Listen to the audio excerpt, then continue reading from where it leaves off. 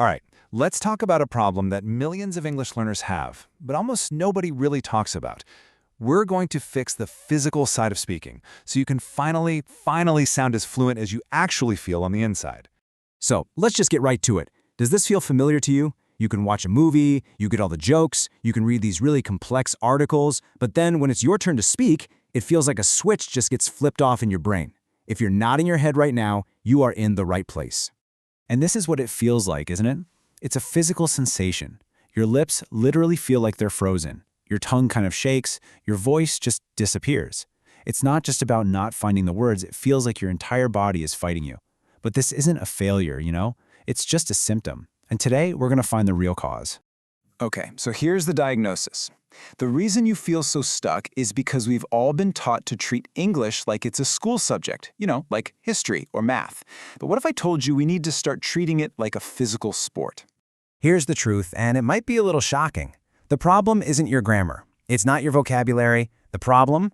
It's your untrained mouth. Just think about it for a second. Your lips, your tongue, your jaw, they are world-class athletes in your native language.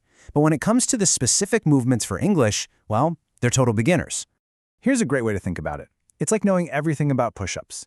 You could read 100 books on perfect form, you could understand the entire theory, but if you've never actually trained your arm and chest muscles, what happens? You're going to collapse on the very first try. Speaking is the exact same thing.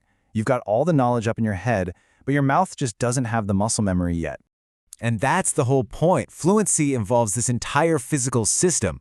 Until you actually start training your lips, your tongue, and your jaw, you're always going to feel like you're speaking through some kind of filter, Like you're one step removed from the words themselves. Okay, so if the problem is physical, then the solution has to be physical too. So let's get into the practical, actionable routine that's going to build those speaking muscles. Welcome to your daily 5-minute mouth gym. And you want to know the best part? This isn't some huge time-sucking commitment. We're talking about just 5 minutes. That is it. 5 focused minutes every single day is all it takes to start physically rewiring your mouth for English fluency. So here's the game plan. It's a simple 4-step workout. First, we're going to warm up those muscles. Then we'll build confidence using a mirror. After that, we train our rhythm with something called shadow speaking. And finally, we'll build comfort with speed using what's called a fluency loop. So here's exactly how those 5 minutes break down. We start with 1 minute for a mouth warm-up. Got to loosen everything up, just like any other workout. Then 1 minute in front of the mirror. This is huge for building confidence and actually seeing yourself as an English speaker. The core of the workout is 2 minutes of shadowing. That's where you're mimicking native speakers to really absorb their rhythm. And we finish with a 1-minute fluency loop to get your mouth comfortable with speaking fast. All right, so now that we have the basic workout down, let's dig into the core technique behind it. Because once your mouth is warmed up, it's time to stop speaking word by word and start focusing on the actual music of English. Now, the secret to this music is a concept called sound clusters. See, native speakers don't speak in individual words. We speak in chunks of sound, these little groups of 3 to 6 words that flow together like one smooth unit. That's the melody of natural flowing English. I mean, just listen to the difference, right? A learner might carefully say each word, did you eat? But a native speaker blends it all into one musical phrase. Do you eat? Or what are you doing becomes what you doing. This isn't being lazy, it's just efficient. And this is the music that we are training our mouths to make. So, we've got the diagnosis, we've got the technique. The final piece of the puzzle is your mindset.